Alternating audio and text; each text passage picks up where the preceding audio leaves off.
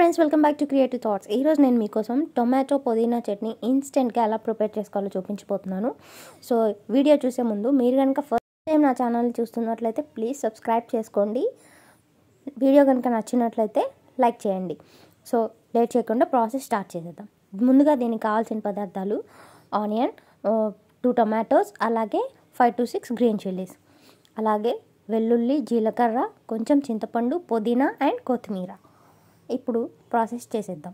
కడాయి పెట్టి కొద్దిగా ఆయిల్ వేసుకొని, ఆయిల్ హీట్ అయిన తర్వాత అందులో ఆనియన్స్, అలాగే టొమాటో, అలాగే గ్రీన్ చిల్లీస్ కూడా వేసుకొని ఒకసారి దీన్ని బాగా కలుపుకుందాం.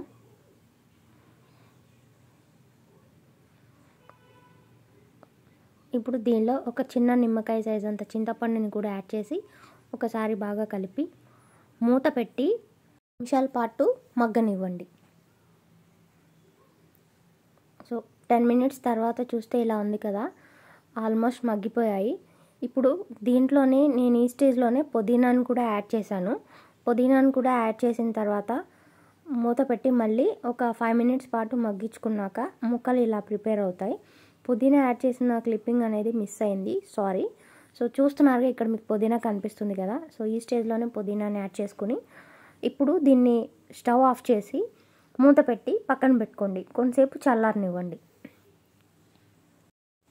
ఒక 10 నిమిషాల తర్వాత ఒక మిక్సీ జార్ తీసుకొని ఈ మగ్గించుకున్న టొమాటో ముక్కలన్నీ కూడా దీనిలో యాడ్ చేసుకోండి.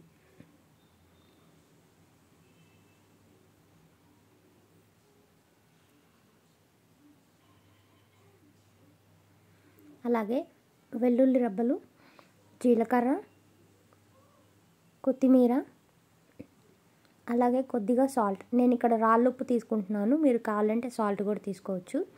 దీన్ని కోర్స్గా గ్రైండ్ చేసుకోండి, బాగా మెత్తగా గ్రైండ్ చేసుకోకూడదు. ఇదిగో ఇలా గ్రైండ్ చేసుకోండి, సరిపోతుంది.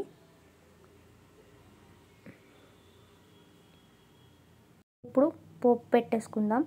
పచ్చిపప్పు, జీలకర్ర, ఎండుమిర్చి, ఆవాలు వేసి ఇలా పోపు పెట్టేసుకున్నాను.